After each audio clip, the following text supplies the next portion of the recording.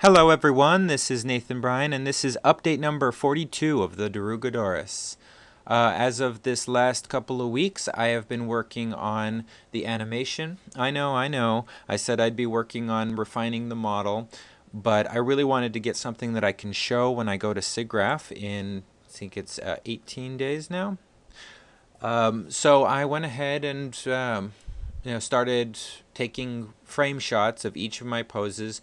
I brought them into After Effects, and I'm working on timing them out, making sure that the action is in fact action packed, while also being able to tell what's going on. So with that, certain frames are going to need to be longer than others. So that's pretty much what I've been figuring out. All of my poses, if I wanted to add some more poses in there, I needed to add extra room for them. So I start off with this long pose of him just sitting on top of the rock. I'm going to have him looking around, get some good poses of him silhouetted against the sky here. And then he starts crawling down fairly slowly, sort of whips his head up, looks around. So I have that frame held for a bit. And then I have him, close up. So I have him continuing to sort of sniff the air. And then I have him taking another step down. We cut to this wide shot of him crawling down the side of these ice blocks. He takes a jump.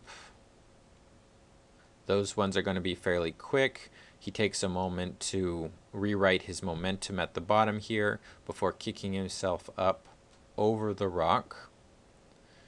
He's going to slide off, so the speed is going to be going fast off of the jump, slowing a little bit, and then fast down. And then it slows down as he's sliding across the ice and readjusting himself. I gave some extra frames here because he's going to need to take a couple of steps to get him into this pose before going to the next shot, where we get a close-up of his face. Going to have his eyes sort of darting around for a second before he looks behind him, starts walking. We're going to go to this above shot to get the idea that he's going into the water. And then the Darugodoris from the side here is going to be testing the water. So I have him a couple longer frames here as he's entering the water, and then it speeds up as he drops. Slowing down for each of the turns because the turns are sort of where he's readjusting his wings so that he can push himself through the water, much like fins. So slowing here, fast, slow, fast, slow, and then he comes towards us, opens his mouth, and ends the shot in 14 seconds. If anyone thinks that they'd like to see things a little bit longer at some point or a little bit faster, please leave comments on the Facebook page. Link for that on Blogger is at the top of the page. Right now the lighting is still in progress. I'm probably going to make the lights a little bit brighter so you can see more of the details of Nitesh's work.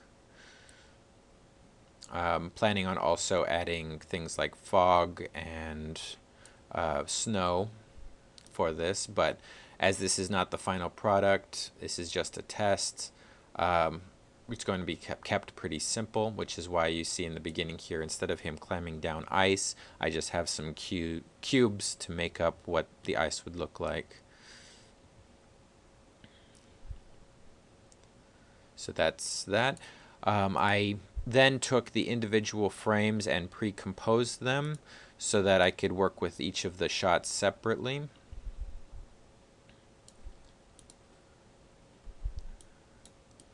So each of these pre-compositions have the individual poses timed out the way that I want them. I did this by first timing out the shots, then selecting them, right-clicking, and hitting pre-compose.